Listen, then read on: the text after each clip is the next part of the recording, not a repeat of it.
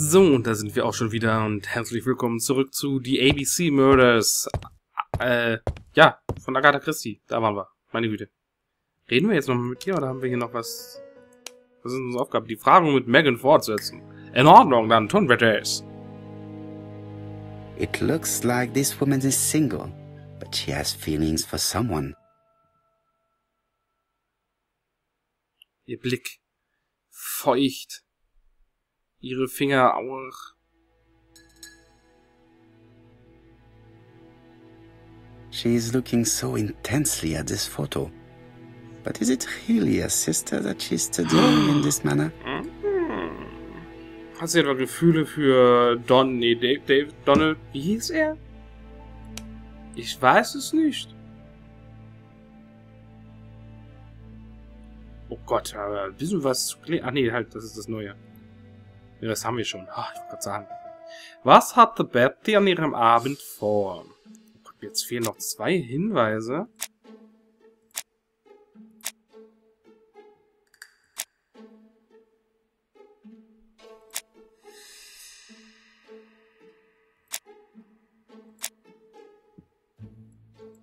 Verabredung mit jemandem ging häufig aus.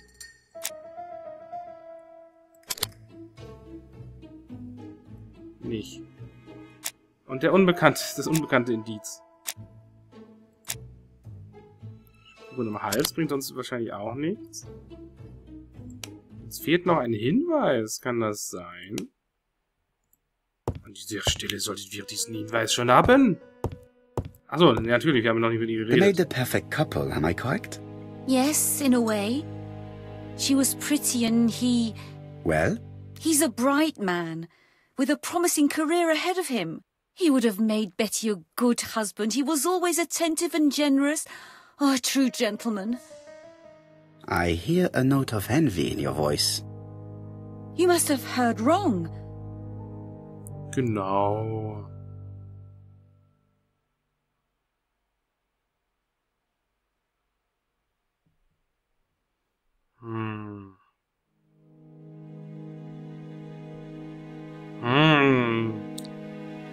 Ich glaube, das ist besser, weil, glaube sie in Donald verliebt ist und wenn man so rumfragt, ne? Donald appeared to be very much in love with your sister.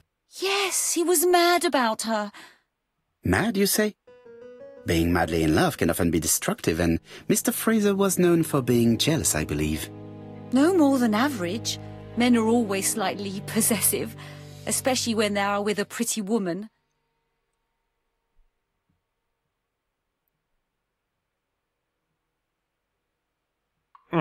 You are a poor liar, Mademoiselle Bernard. Excuse me, Mr. Poirot, but I do not see why you are interested in our humble little crime.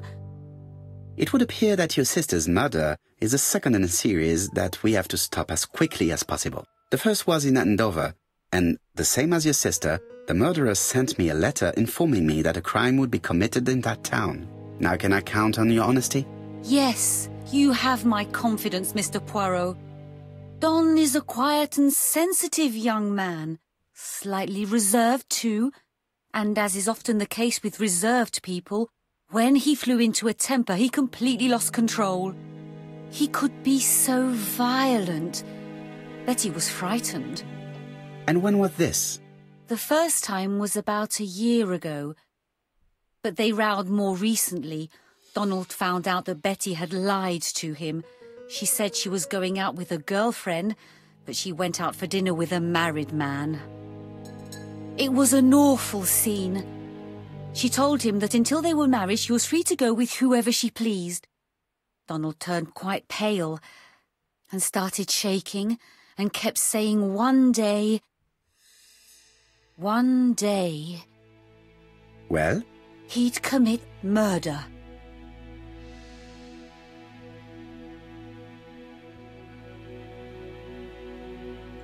Do you think that is what happened? No, Mr. Poirot, I don't believe that.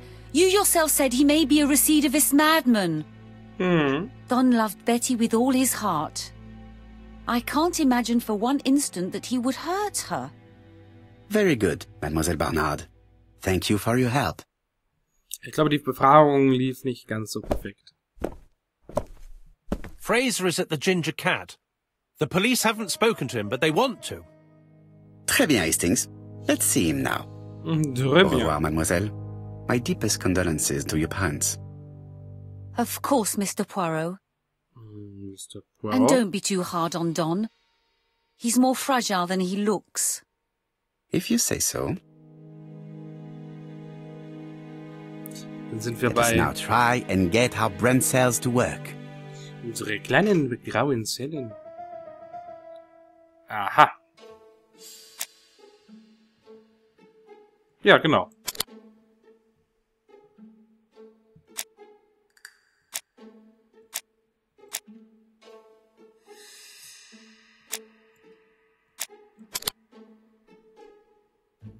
Hm? Was hatte Betty an dem Abend vor? Ging häufig aus, vielleicht das tauschen? Nein. Ja.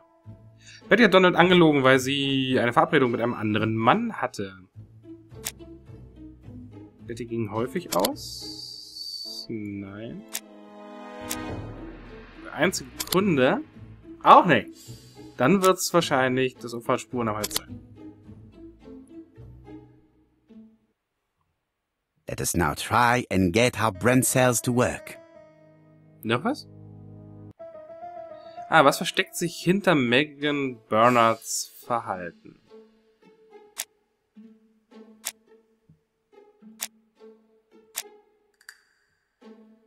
Eingehen angesehen.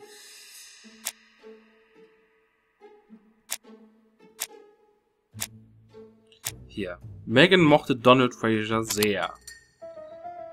Er hat eine Schwäche für Donald. Genau. Hatte Megan Bernard ein Motiv, um ihre Schwester zu ermorden?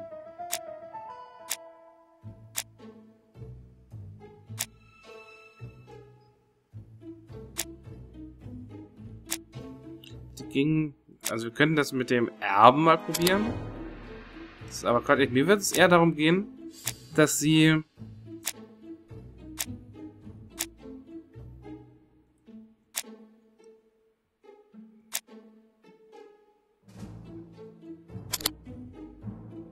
Dass sie halt Donald sehr liebte. Darauf würde ich ja nochmal gehen. Deswegen weiß ich gerade nicht, was ich nehmen soll, weil es das hier nicht mehr gibt. Ja, oh doch, vielleicht, weil sie mit Donald fremd ging. Ja, okay. Das hätte ich jetzt... Donald Fraser befragen. Haben wir dann noch irgendwas? Nee, da unten meine ich. Ja, da fehlt uns noch ein Indiz. Ah, und 10 Ego-Punkte haben wir gewonnen.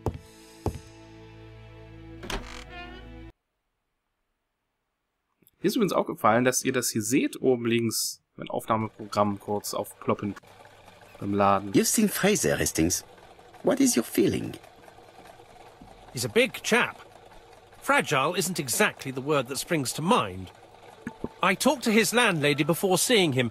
She went to bed at 11. Fraser wasn't home yet. Bien. Megan Barnard said he is a reserved character but with a nasty temper. We will see if this is the case.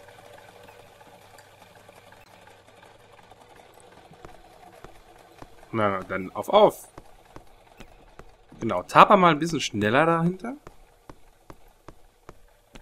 Poirot, lauf, Poirot!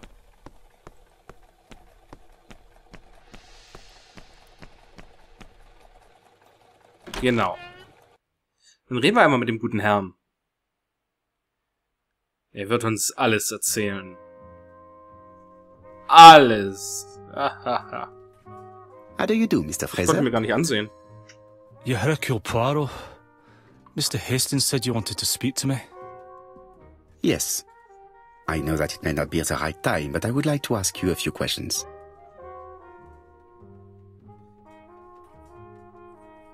Ich würde mir erstmal gerne ansehen, ja. This man looks suspicious.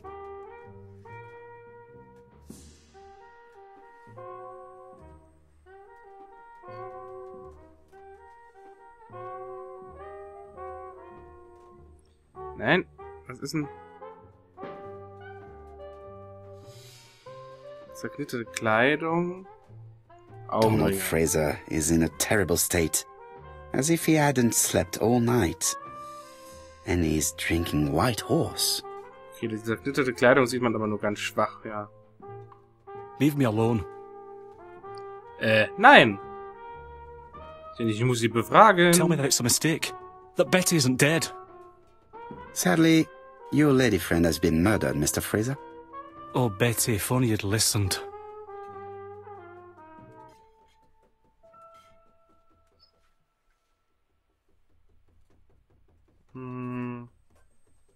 If she had listened to you, she would still be alive.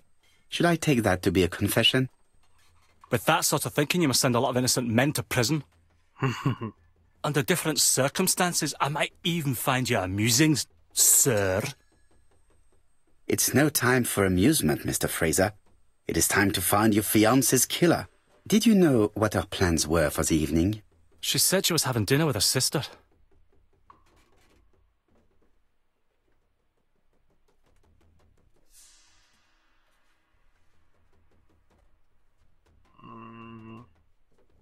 Yet, Megan only returned to Bexhill this morning, Mr. Fraser.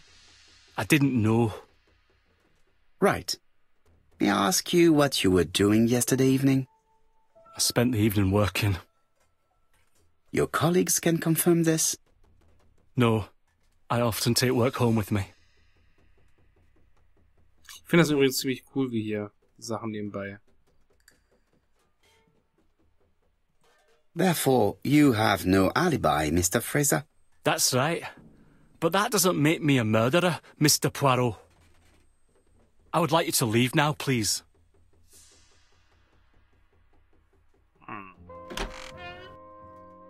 I knew I'd find you here, Poirot. I thought the victim's young man was here. Yes, is all yours, Chief Inspector. Let us now try and get our brain cells to work. Romanischer Beichtstuhl haben wir bekommen als Erfolg. Hatte Donald ein Motiv für den Mord an Betty?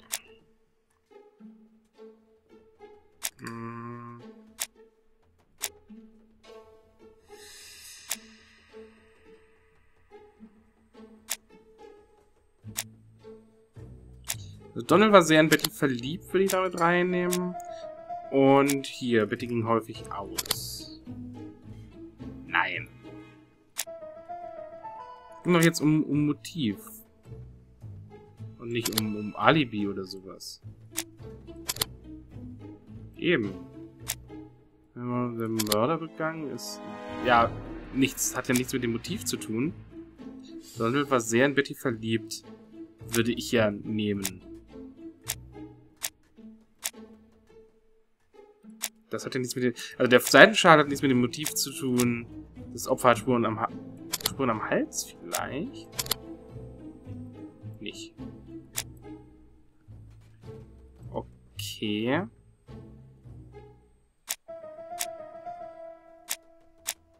Aber wir haben alle. Donald war in Gewalt. Ist ja kein Motiv. Also das Motiv ist ja, dass er eifersüchtig war. Und die Eifersucht kriegen wir eigentlich über...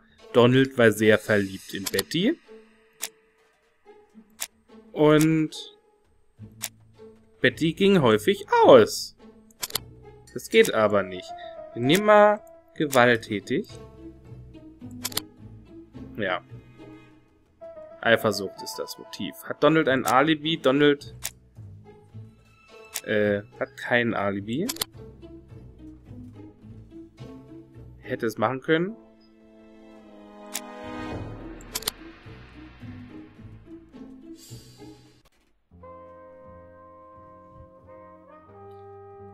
Aha. Romanische Beichtstuhl und Synapse. Wir sollen zurück an den Tatort, hieß es gerade. Dann gehen wir mal zurück an den Tatort. Was sollen wir da genau? Ich weiß es nicht. Fraser doesn't have an alibi and he's extremely jealous. You are very skilled at summing up. And yet you haven't asked Jap to arrest him.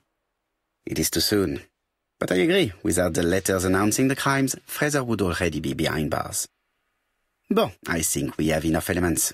Let's reconstruct the events at the scene of the crime. I can't imagine how the murderer wasn't seen, though. Surely she must have struggled. Let us try and imagine the scene. Okay, das könnte jetzt schwieriger werden. Oh, dramatische Musik. Zur Rekonstruktion. The killer and the victim are walking on the beach. Miss Betty has a bag, a belt around her waist, and carries her shoes in her hand. Both of them walk slowly to hunt number 5.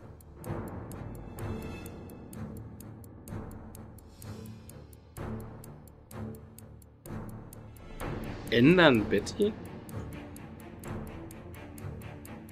Both of them walk slowly to hut number 6. Ja. Miss Betty enters the hut. She leaves without her belongings. Then she hides a coat.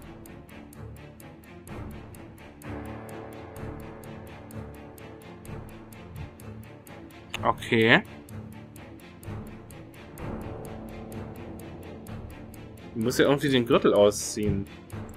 The killer tries to remove his victim's belt. She panics and tries to stop him. Nee, das ist Quatsch. She runs away, pursued by her assailant.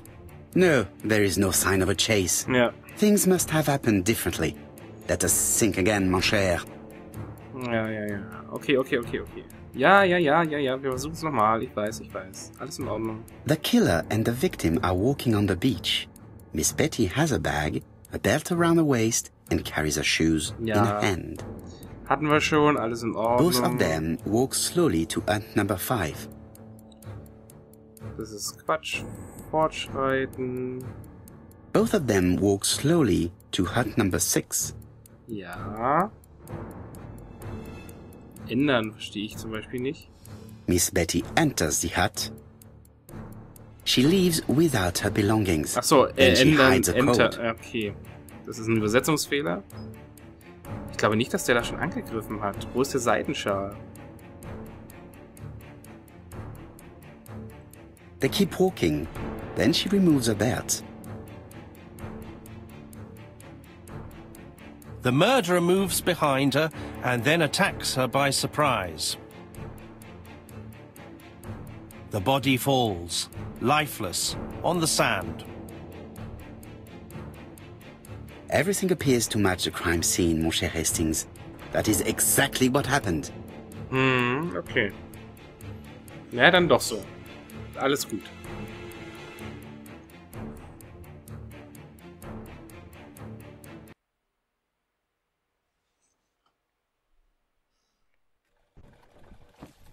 Without the ABC, we might have suspected Mr. Asher and Mr. Fraser. But by signing his crimes, the murderer is making sure he's accused. In a way, it is very generous of him. Generous?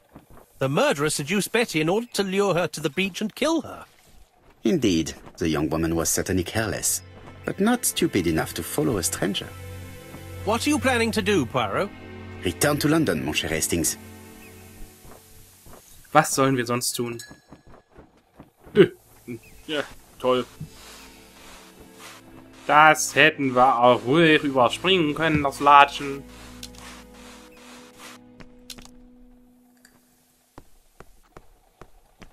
Rule Britannia, Britannia will the waves. Nein, Hastings. Hinter Hastings her.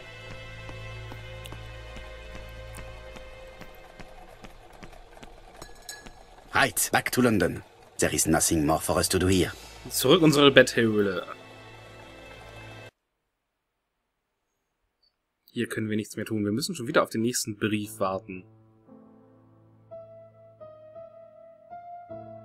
Jap has decided to reveal details to the press. The alphabet murder is now famous. Na, toll. It is not a bad idea. The more people who know, the greater our chances of finding out something of interest. Poirot, I have a bad feeling.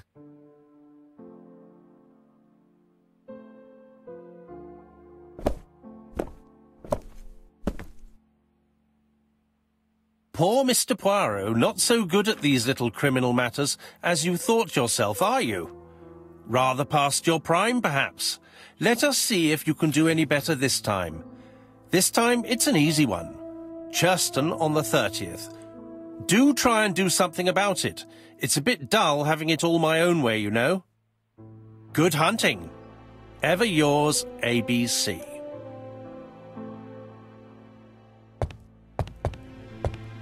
Good hunting.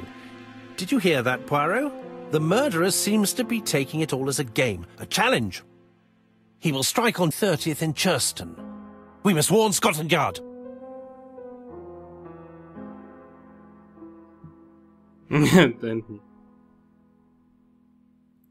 No time to lose. We must prepare our suitcases for Churston. Mon Dieu, it is already 10 o'clock. I will call Scotland Yard immediately.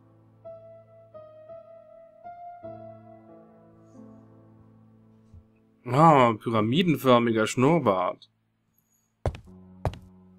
In his haste, Hastings tore the envelope.